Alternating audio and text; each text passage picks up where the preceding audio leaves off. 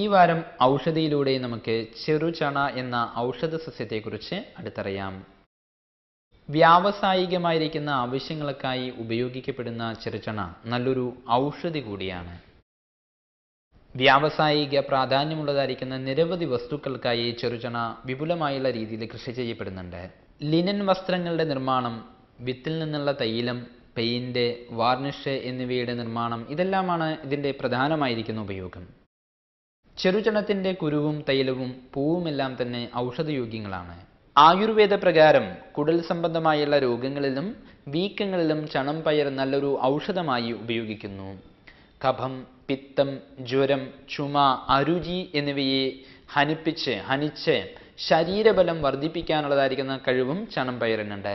ചണം പയർ, കുറുന്തോട്ടി, ചെറുവഴുതിന വേര്, അമൃത എന്നിവ സമമായി എടുത്ത് കഷായം വെച്ച് കഴിക്കുന്നത് പനിക്ക് നല്ലതാണത്രേ.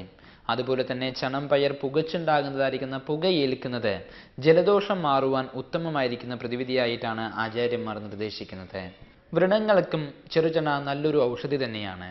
ഇതിൻ്റെ കുരു വേവിച്ച് പോൾട്ടീസാക്കി വെക്കുന്നത് വ്രണങ്ങൾ, കുരുക്കൾ, വിദ്രതികൾ എന്നിവയ്ക്ക് ഫലപ്രദമാണ്. കുരുക്കൾ, വിദ്രതികൾ എന്നിവ പെട്ടെന്ന് പഴുത്തുപൊട്ടി ശമിക്കുവാൻ ഇത് സഹായിക്കുന്നു. സോൾമൊനെല്ല, ഫൈമോറിയം എന്നീ രോഗാണുക്കളാണ് കുടൽ രോഗത്തിന് കാരണമാകുന്നത്. ഈ രോഗാണുക്കളെ നശിപ്പിക്കാൻ കഴിവുള്ള ലിനാൻടൈൻ എന്ന ആൻറ്റിബയോട്ടിക് മരുന്ന് ചെറുചണത്തിൽ നിന്ന് ഈ അടുത്ത കാലത്തായി ശാസ്ത്രജ്ഞന്മാർ കണ്ടെത്തിയിട്ടുണ്ട്. മധുര കയ്പുരസവും സ്നിഗ്ധവും ഉഷ്ണവീര്യവും വിഭാഗത്തിൽ എരിവുമാണ് ചെറുചണ.